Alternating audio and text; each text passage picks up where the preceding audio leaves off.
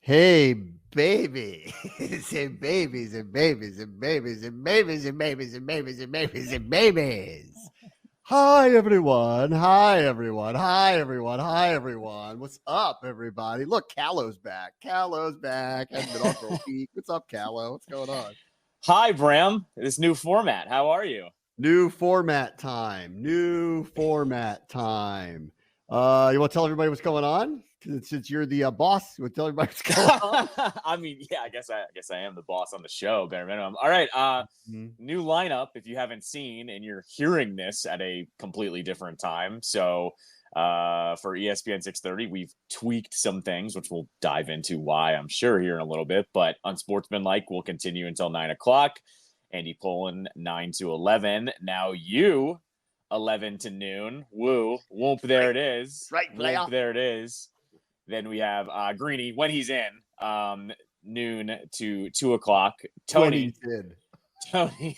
Sorry, is that a sore subject? Should I not say that out loud? Then Tony, when he is in, Monday, Wednesday, Friday, normally 2 to 3:00. When he's not in, yours truly fills in there. And then the line change, my show, moves from 3 to 5, playa, afternoon drive. Here we go, Jim. Here we go. Should I do a little explaining? Should I explain? Because this is sure. not forced upon me. This has been ongoing conversations for a while. Yes. Basically, I won't make a lot out of this. This was a choice that was made. I just run it, and with football season rolling around again, getting back to do the show live was becoming very difficult to do with my duties with the team. And fortunately, ESPN 630 was very open to a change. So I appreciate that. Because I went in not knowing how everybody would feel about me saying that. And it wasn't a push to get me to stop doing afternoon drive live, which I am completely appreciative has been the case for 4 or 5 years now. But my schedule had just gotten to a point where I had to make a change. And I'm very appreciative of Bill and Jeff and you and everybody at the station who were open to doing this, because I know I flipped everybody's life a little bit upside down and I didn't want to leave doing this. So secondarily, the good news is also, and this was also very appreciated, this is a podcast that you'll be able to hear it through your typical path that you hear it. It's also going to be on my network, Ampire Media, so you'll be able to hear the podcast. And I'm going to, not every day, but many days, post this on YouTube. Callow and I are right now taping this through a streaming technology. So we're going to actually incorporate video now and put some video to some of this. And it'll be kind of produced and kind of not produced because I don't have a producer. And as Callow knows, I'm not the most technically inclined person. So we'll see how that part goes. So no judgment on my production techniques because they're not going to be great. But we're going to be able to put some video to this too. So up on YouTube Ampire Media channel, you'll be able to see not all the shows, some of them, maybe not even all, like any portion that I do is going to be audio only. Like if I do an interview with one of the players, you're just going to be able to hear that on the radio and on the podcast, and it won't be on video. So it's going to be a work in progress, how we figure it all out. But all these things are changing. They're all for the better. And there you go. There you go. I mean, and now you're the producer. So, any audio screw ups, that's on you. You have fun with that. Not that I did it often, but when I did, it was noticeable. So I'm just, that's on you now. All right. So you want to talk about sports? We haven't talked about sports in a while. Honestly, I was going to ask you. You need to catch me up. I was here, but I completely tuned everything out. I don't know any training camp storylines. I don't know how Jaden looked with the ones.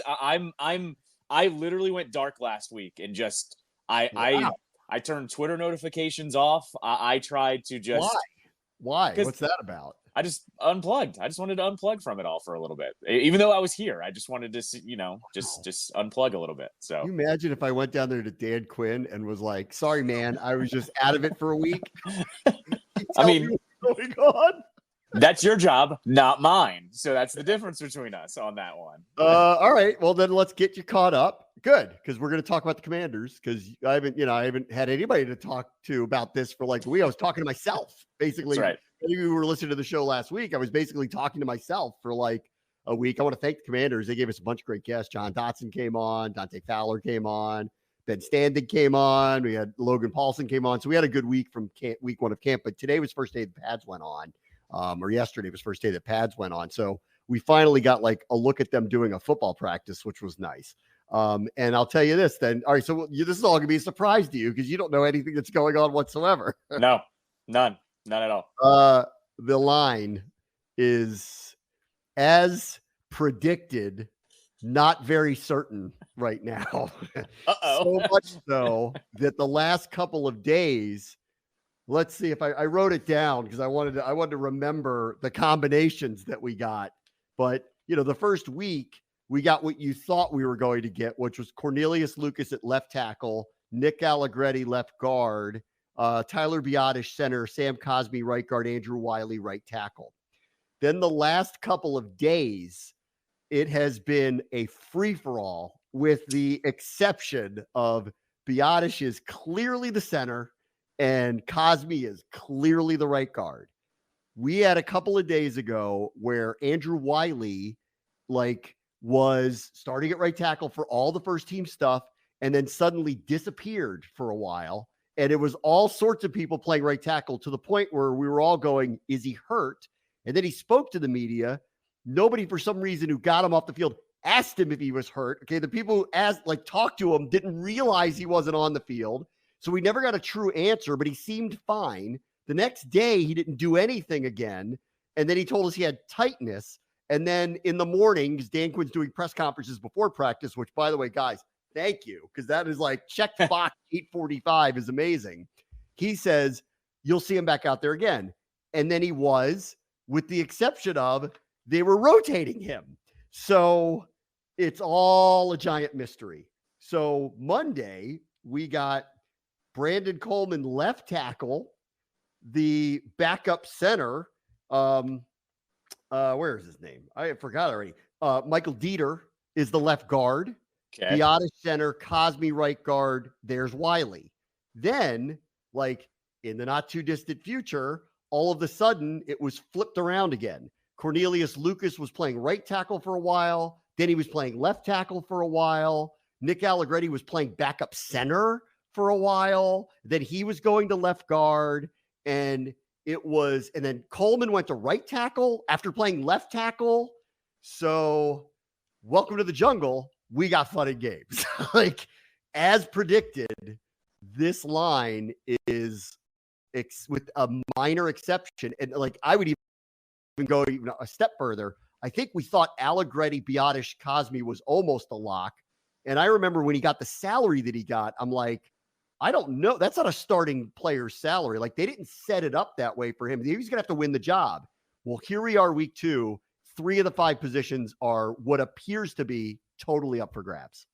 I mean, I'm not surprised. This is the position group we were all paying attention to, besides Jaden, besides some of the stars, besides the offense, I'd say, as a whole. I'm not surprised that we are on our, you know what this is? This is actually our typical Capitals when things aren't going right. It's the random line generator. We're in the random offensive line generator. We are. And it's only week 2 of training camp. So yeah, I'm not surprised we're here. And I'm not surprised that the 2 cornerstones are the ones that are in their set positions either. Yes. So, and I'll say this about Coleman, and this goes to Monday's practice, which was, and Quinn talked about this, where he said, we knew he was a good athlete coming in, but he's used a lot of buzzwords, he's got really good balance and all this stuff. And then there he was, minutes later, taking first team snaps, left tackle, taking second team snaps, right tackle, moving around, getting opportunities to do a variety of different things. And it was notable a couple of times where I saw him where, because we had pads on for the first time. So they were literally, they're not tackling each other, but there's a little more pop and it's a little more speed and the intensity's a little more up than it's been really through the first week. And there were numerous times where, and I've seen this with Cosmi, is what I love about Cosmi. He's very athletic. He's fast. He can get down the field. Coleman's got that too. So that was a really good sign watching that. But where it goes from here is going to be interesting because we are about a week, 9 days away from the joint practice. And I'm going to assume they're going to do 11 on 11. I'm going to assume that. And whoever that starting line is going to be very, very, very telling, because right now they're just kind of doing all this and they're couching it like we're experimenting. We don't need to pick a line right now. They're tacitly admitting we don't have Pro Bowlers out there. So we're going to figure it out in real time, guys. That's where we are. I don't know if that worries people, but it is as juggled as, maybe even more so than I thought it was going to be, at least at this point. I mean, this could have been the plan the whole time, though, where they're going, everybody is going to play everywhere for these first couple of weeks. And then once we actually, start going 11 on 11 / going to these joint practices, then we're going to find out where it really shakes out. But maybe that was the plan going into this thing, was going, hey, all of you guys, you're going to have a chance in practice, and then we'll move on from there. And honestly, too, I think I said this to you multiple times over this offseason. Whatever that week 1 starting offensive line will not be the same offensive line by the end of the season, whether it's injuries or guys subbing in and out or whatever. We know that it's not going to be the same. So it's like, how much stock are we putting into right now as well? Someone asked me on the sideline today, they go, how many people do you think are going to be on the 53-man roster that aren't on the roster right now? They're going to be cuts from somewhere else. And I said, 3. And I'm like, it could be a corner. It could be a tackle. If a Charles Leno type pops up, is a surprise cut along the way where it's someone who, might be a bridge player for them. I mean, it's talking about this all offseason. I am a little surprised they never brought in another veteran, that it never actually happened. And maybe, that person's on another roster. I think we have I don't think our kicker is on our roster right now. So I think there are 3 to 5 players that they're going to survey around the league that will either be cuts they expect or surprise cuts from teams that will become available, and that may happen. So it leads me really to this question now, in watching this the last couple of days and knowing they're a week away and assuming that they're going to continue this, which is let's compete for jobs. And it's funny, all the players have talked about this, and Quinn talked about it too, competition and identity. That's all they're talking about, competition and identity. They don't want to put a record. They don't want to put expectations, just competition, identity. Cornelius Lucas did this funny thing last week where he was walking off the field and they were like, you've walked in here and it looks like, now things have changed, but it looks like you're the starting left tackle. And he just kept going, competition, that's the word, competition. And he just kept repeating it over and over and over. So the message has gotten through. It's not that nobody's safe. It's just nobody's job is safe. You have to prove it. So it leads me to this one. In watching what's happening here, and granted, we could revisit this in a week if things settle down over the next few days, but if they continue to do this, where they're just working out the groups, would you play Jaden against the Jets if you're going to have a bunch of guys that are just kind of moving around and there's no set group? Would you actually risk him in the first preseason game if you haven't quite settled who the core 5 are that would go out there with him? I would. But I'm talking a drive, 4 plays, vanilla offense. He's never played a snap in the NFL here. That's the difference. If we had Aaron Rodgers and we had this kind of makeshift offensive line, I'd go, he doesn't need to see a single snap. But because Jaden has literally never set foot on that field specifically, I think you play him for a drive, and I don't think that's crazy. Or you could play him for a drive, and maybe in those first 2 plays, it's a jailbreak, and you could go get him out of there. You could make that call and pull him out. And I think everyone would understand that it would be okay. You tried it, and then you move on. I would, only because he has not played a single snap in the NFL. That's it, though. I agree. I think I don't know. Now it's funny. Through the first week, because you unplugged, you probably know by now that Mariota's gotten most of the first team reps, at least started that way. Yes, I saw that. Yes. There are a couple of exceptions to this, which is and I thought the way Quinn put it in his opening press conference was, he goes, there isn't a secret going on here, was the way he put it, which was a vague way of saying where we're working toward. It's just a matter of time before it happens. And if you watch them at the beginning of practice in just some individual snap drills, Bioti's just snapping the ball to him every time. So it's the tell of all tells that they're heading in this direction, but Mariota does seem to get many of the first snaps. They rotate them with the ones, but they continue to give him this. And I will say this for Mariota, who did a press conference the other day, he's saying all the right things. He literally all the right things. Not that I'm surprised by that, but he's talking openly, like when asked a lot about mentorship and walking the same path, being a high draft pick and a Heisman Trophy winner and all the expectations that go on you. He was really honest about his career. He was like, sometimes it takes a while to click. He goes, for me, actually, my first 2 years were my best 2 years, and like left it at that. Like, you all know what happened from there. And it's kind of been a ride, back to this point. And I watch him in this offense and I watch what they do. And of course you watch Jaden, and they've unleashed him a little bit and did some designed runs here and there, not a lot, but a few designed runs here and there. And I watch Mariota and I go, this guy actually is the perfect backup for him if that's what it's going to be. And I think if he plays his cards right here, he could be a backup here for a long time if he puts his ego aside and says, that's what I want to do with my career. Because I'm watching this and I'm going, how many times have you watched some team and they have a quarterback who's got a skill set, and then if he gets hurt, well, you got to change everything because the next guy can't do that stuff. Well, he can. I don't think he's going. I'm hoping that Jaden's going to be a much more accomplished passer than Mariota, so that would be a different limitation. But when you watch them kind of run anything that's designed or scramble plays, Mariota can do very similar things that he does. And he really was the other day saying all the right things about mentorship and where he is, why this is important, and how he's going to try to help bring Jaden along. I mean, look, he knew the score coming in here. They weren't trying to sugarcoat what they were doing. And I told this to you before as well with Mariota. I was kind of worried about Mariota after watching that quarterback thing a couple years ago, where it was like, does this guy like football? Like, does he want to be a pro? And clearly there was a turning point with him when he signed on with the Eagles of, I'm back to wanting to play football, wanting to be in the NFL. And clearly enough that this regime, who I think we've trusted every step of the way, he's the one that's going to be entrusted with bringing Jaden along. So I'm not surprised. And I'm not surprised he's saying all the right things either, because he's known since he signed here what the score was. I mean, he has to know that they weren't going to just hand the starting gig to Jaden, but he knows that it's a matter of when, not if, and literally in the offseason, not in the middle of the season. So that doesn't surprise me. I'm happy Mariota seems to be a good fit, but we all know what we're heading towards here. And yeah. I think he does too. I think it's what's more important there too. And the last one, and this is again, not a surprise, albeit there hasn't been as much juggling as there's been, but Quinn has openly admitted the cornerback competition is fully on. But I will say this, unlike what we saw at the offensive line, where there's just, it was musical chairs over the last couple of days with players moving around in positions.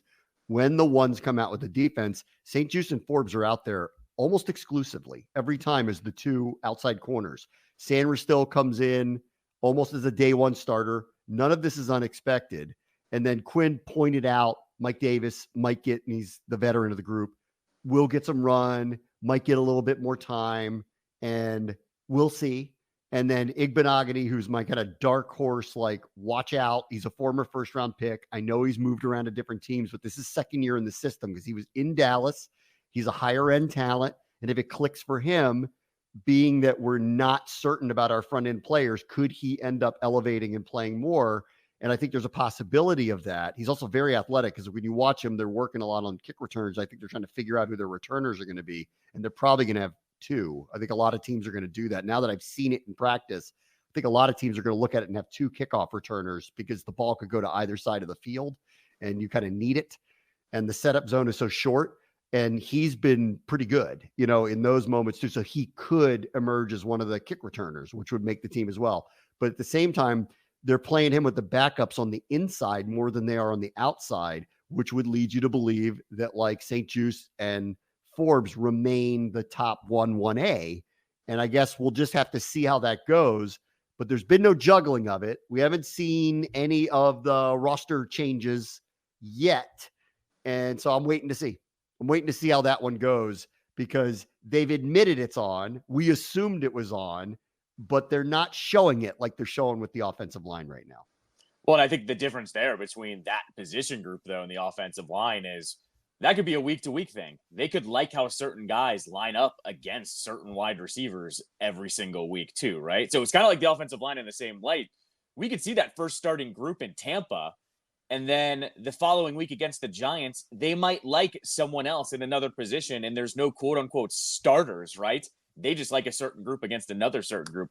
It wouldn't surprise me one bit that we're going to see a bunch of those combinations fast too, though. Like within the first couple of weeks, we might see a couple of those different competitions, a couple of those combinations, I should say. Yeah, Quinn also pointed out he emphasized the joint practices with them, and like more so than the games. I mean, just think about the two teams they get with the joint practices: Aaron Rodgers, Garrett Wilson, Mike Williams. Okay, right, and then a week later, Tua with Tyreek Hill and Jalen Waddle, assuming all of them are going to take part in the practices and not the games.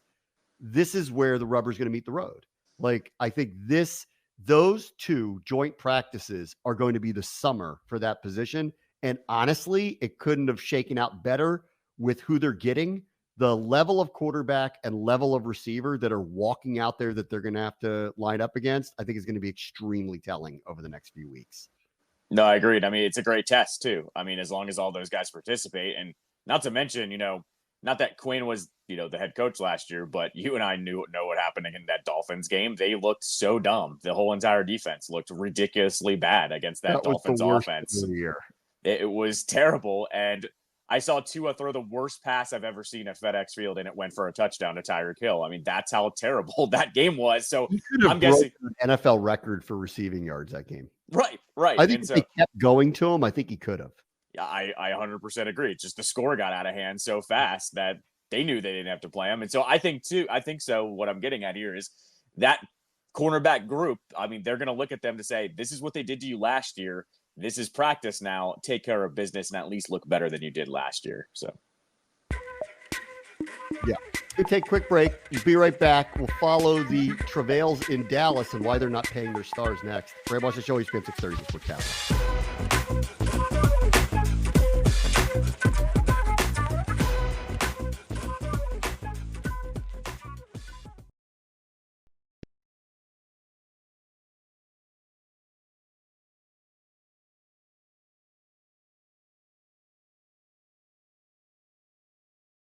Welcome back. Bram watch the show. ESPN 630 the Sports Capital. Callow is back. Callow's the new afternoon drive host. What up, Callow? 11 to 12 is when this show is going to air now. And then it'll be a podcast, and you can find it wherever you find your podcasts. And we're going to try out YouTube a little bit. We're going to throw it up into a video element. You get to see Callow's beautiful Expos hat today with lovely bright colors. Look at that hat collection you have behind you. How many hats are behind you? That's about half of them. Maybe half of the 200-ish that I have at this point. So some people head, you're a hat head. Oh, I'm also a sneakerhead. I'm not as because that's a little bit more expensive. But I think during the pandemic, the hats became my thing. I actually don't buy as many because my collection is pretty much there of all the color schemes that I want at this point. But I don't know. You used to see me every day. You see me wear a different hat every day. I see it. Yeah, you got a nice collection of them. I got to pull out. I got my old school Joe Gibbs R showed up. I bought that on eBay. I meant to put that in my background. I don't want to get in trouble. Do I want to get in trouble? I don't know. I mean, do people get upset if they see that? It's the Joe Gibbs hat. You can't be upset with that one. It's an iconic. Yeah, I have a football up there. It says Redskins on it. Is that is that ticking people off? I think it's iconic. You can't get in trouble for that, as far as I'm concerned. Let's see. Money's getting thrown around the league now. Not to Brandon Ayuk yet. He wants his money. He hasn't gotten it yet. Probably still wants a trade. No thirst trap videos, by the way, while you were away. None happened. That's good. That's good. That one got calmed down. Oh, so wait, did you hear? You didn't hear the opening press conference then? You didn't even hear that, did you? No, I haven't. Okay. favorite thing. All right, favorite thing.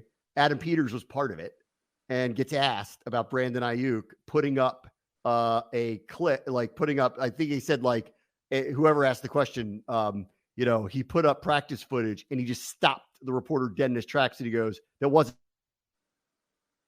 footage," and he goes, "A picture," and he said, and they were like, "What did you think of that?" And he goes, "It was handled internally and we're unconcerned." Period. Oh, okay.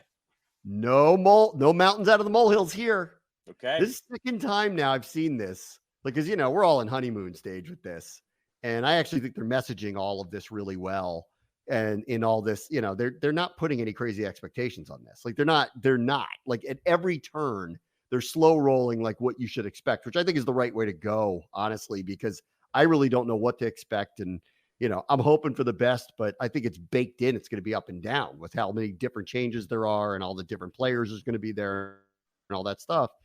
But I do love that second time now, Dan Quinn wore the shirt and it went away really fast, right? It was no big deal. Like a day later, he's just like, listen, layered, and they're just moved on. And then this one, the Ayuk thing, Ron would have gone into a soliloquy about how they talked to this person about this, and you can't do that, and you got to do this. They might even put out a statement about the whole thing. Peters just goes, I'm not worried about it. Next. And I loved it. Ron would have been like, yeah, well, we're always going to try to add players that make our team better. That's the thing about it. We're always trying to get better. Right. It would have been a diatribe about all the things that you can't do with that or why it's not bad. And it was very refreshing to hear someone go, this is a molehill. I know why you asked me about it. We talked about it. I don't care. And good. Let's all move on. It's new era when that's happening. Yes. A lot of money's getting thrown around. Not in Dallas. Not yet. Dak hasn't been paid.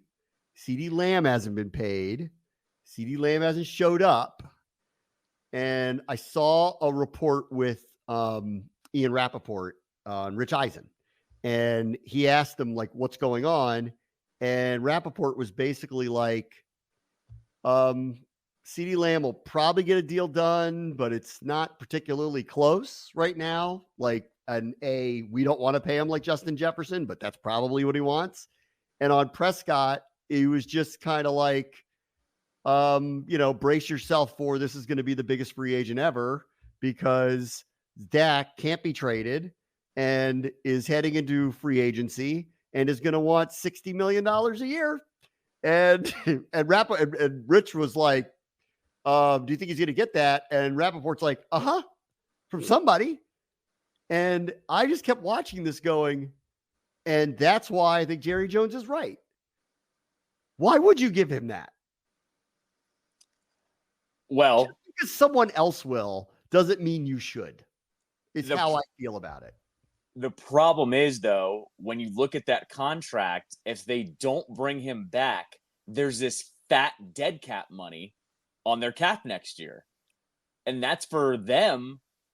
Okay, you either have like a $50 million dead cap hit or you pay them and you're using that money on the cap anyways. Like, this is the problem with the whole Dak situation. He knows he has them out leveraged because he's going. He's last year of his deal, isn't he? This last year? Yeah, but he has one of those. It's something weird with those voided years or whatever, where he has this huge dead cap hit next year. You have to look it up. Like, it's maybe not 50 million, but there's a chunk of money that is owed to him next year on the cap, and that's where I've been looking at it, going, they have no choice but to sign him because you're already committing half the money to him anyways. So you have to, or you just have a bunch of dead money on the cap and then you don't have a quarterback.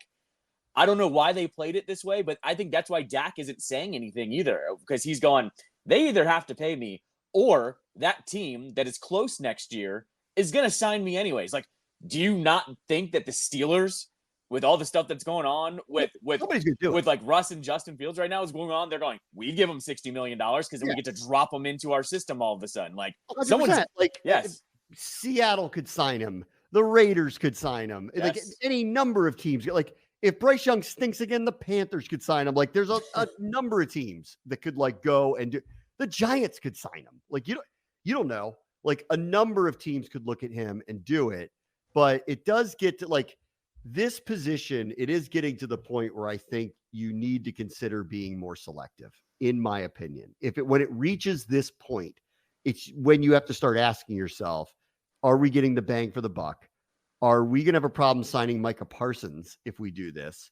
Can we find a quarterback that makes half that and puts us in a similar position? Really, the larger question is, do we think he's that good? And I've been waiting for teams to turn a corner on this and go, there's just going to have to be a limit.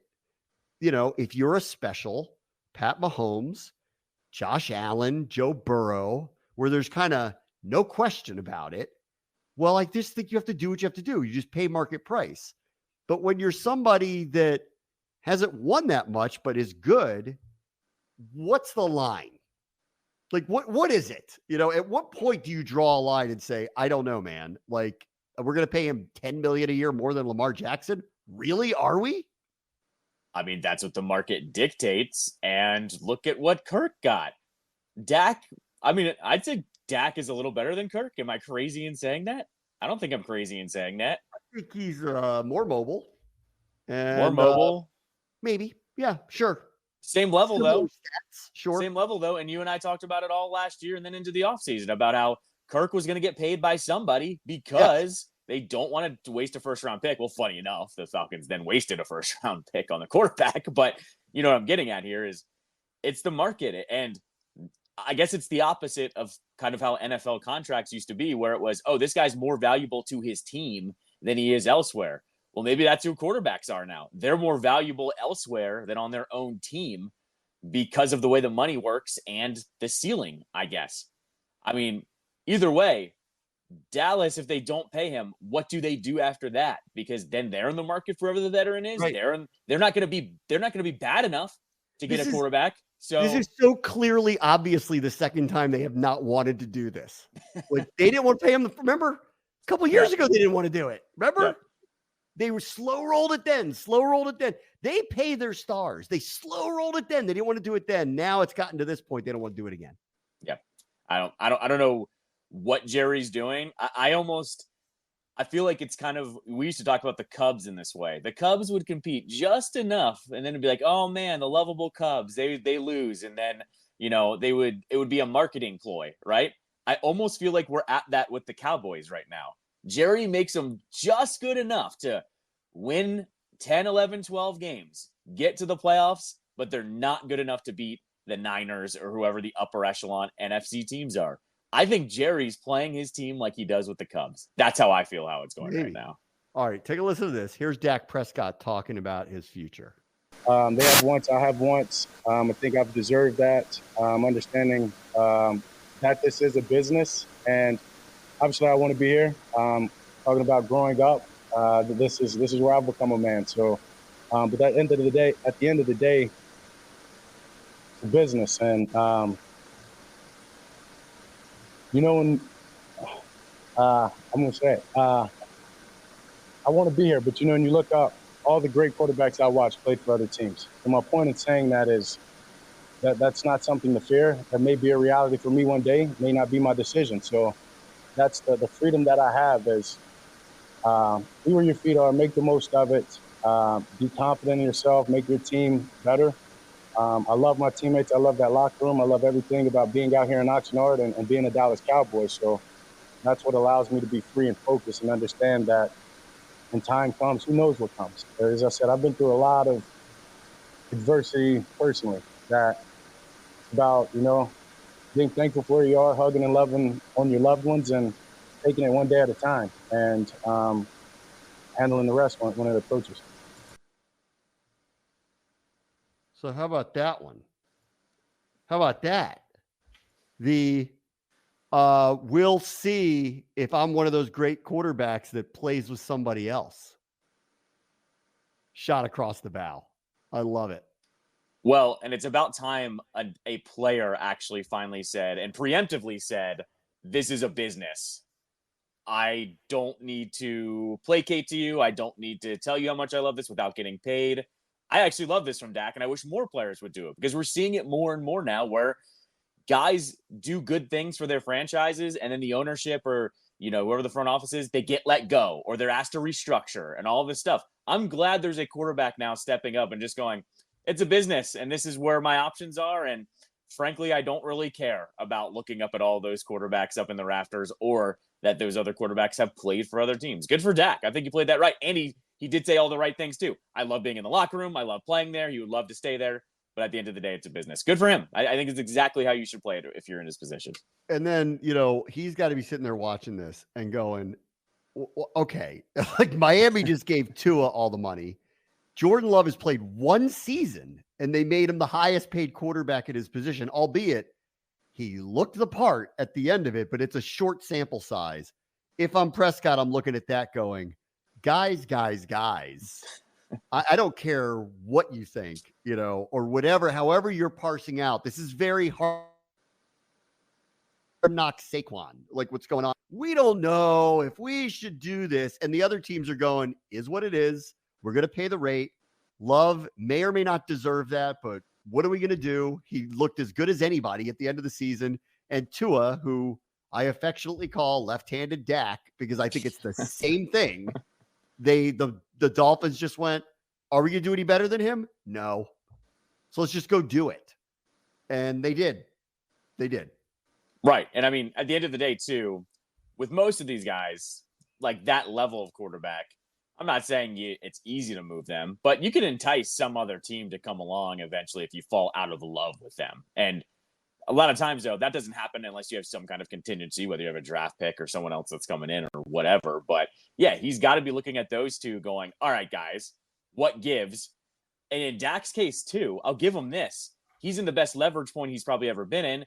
He was getting MVP votes at the end of the year last year. He looked he looked really good. Like he actually took a step up when I don't think a lot of people thought that was going to happen with McCarthy running the show. And so I think he's looking at this being really frustrated and also going, guys, I looked awesome last year in this offense. What more do you want out of me? How much more do I have to do to get paid? I think that's pretty much where it's boiling down to. Last thing on the Cowboys, TV recommendation, and I'm not kidding. I know what you're going to say. America's Sweethearts, the Dallas Cowboy Cheerleaders 7-episode thing on Netflix is really good. Like, and I'm not sarcastically saying that, not kidding. And I watch a lot of stuff, and we were drawn in. Whoever did it really, really, really well. And it's really good, like legitimately good. As you know, I'm in a run club, and that's like what I've been doing over the last year or so. And I'm like, I'm the sports guy in my run club. And I knew this was good when I had the non-sports people saying, you have to watch the Dallas Cowboys cheerleader show. And that's, I was like, okay, I've got to check this out now, apparently, because everybody was telling me. They humanize them. So it's like amazing. Yeah. They don't they totally, I mean, they're beautiful and it's eye candy, right? But like they totally humanize them. The person who runs it, she's one of the toughest people I've ever seen in my life. And then one of the cheerleaders is this girl who went to the University of Alabama, and you meet her and her boyfriend. And I swear to God, you think you're watching a Funny or Die bit. Like you just can't believe these people are real. Like the boyfriend is kind of aware that he outkicked his coverage by 8 miles. Oh, yes. It is. Yes. It's too good. Like these two are too good. And then there's like they get into all their insecurities. They get into how they dance, where they came from, all their backstories, what they do for a living outside of this. Like it was fantastic. And then they profiled, one of the games they profiled was the Thanksgiving Day game. And I was like praying I was going to be spotted on the sideline somewhere. Like I was like, where am I? Am I in the Dallas Cowboy cheerleaders thing? But it was, I'm not kidding, legitimately good and worth your time. Like really okay. Good. We'll check it out for sure. All right. Take a quick break. Talk about all the moves the Orioles and the Nationals are making next. Ray What's Your Show, ESPN 630, Sports Capital.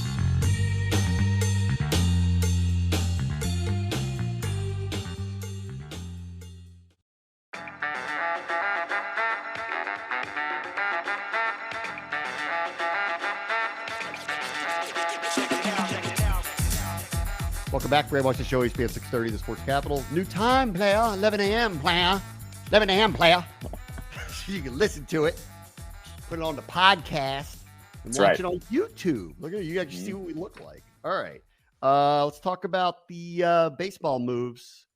Oh, your guy. You're so sad, aren't you? Lane no. Cleveland. No, you like this? You're not all sad at all. I thought for sure. I was like, oh, he's gonna be so sad. Lane trade to Cleveland. No, I was at a Nats game not this past Friday, but the Friday before, Carly Rae Jepsen night. And I was sitting with someone that said, "Oh man, I just love Lane Thomas." And I said, "Don't get attached. He's gone in the next 2 weeks." And he could have been gone last year. Like correct. That was last year at the trade deadline. We're like, I think we might move him because he was having too good of a year. He was going to be your typical good soldier there, Lane. Tap on the butt. We're trading you for 3 prospects in their teens, by the way. And this is Mike Rizzo at his finest. You now have to go back and say he traded a terrible John Lester to the Cardinals for a quote-unquote throwaway in Lane Thomas and gets 3 guys that are, I think they're all 19, 18 years old, something like that in this trade. This is everyone's playing checkers and Mike Rizzo's playing chess move. And I'm glad he didn't get emotionally attached to Lane Thomas like the fan base did. I knew what was going on this whole entire time. He's not a part of the future. He also happens to play in an outfield where, oh, gee, I don't know, James Wood plays out there, Dylan Cruz is going to play out there, and then insert your next prospect in there. He was never going to be a part of the future here. Perfectly happy with this. And they grabbed a bunch of guys with high upside. I like this. That means that they have enough prospects here where they're going, give us the teenagers. Those are the guys that we can develop, and they have a high upside. And if they work, but it's going to take them a few years to get up here. It tells you how much better their prospects are now, too. Yeah. The Orioles, under immense pressure, people are screaming at them, please, God, make your team better because you should and could win the World Series. Please go do it. They did. So they went and got another starter. Yep. And they moved Austin Hayes because they have too many good people. And I don't know that they're done, honestly, but they are making moves. So everybody shut up. Okay. They're like, they're trying. Okay. Yeah. And Elfin yesterday gave up 10 hits and they were still in a winning position. And they said that's the perfect starter where they're going. A guy who has kind of a weird outing just puts him in a position to win. They have a good enough roster that they can. And that's exactly what they did. And then you're also still hearing, though, that they're not done. I'm hearing that, or I'm seeing on social media and stuff that, like, they're in the Blake Snell talks. They're in all the other talks of other starters that could possibly come here because they have so many prospects. Good. This is exactly what we wanted with the new ownership. New owner's dictating this, clearly. The new owner wants to win.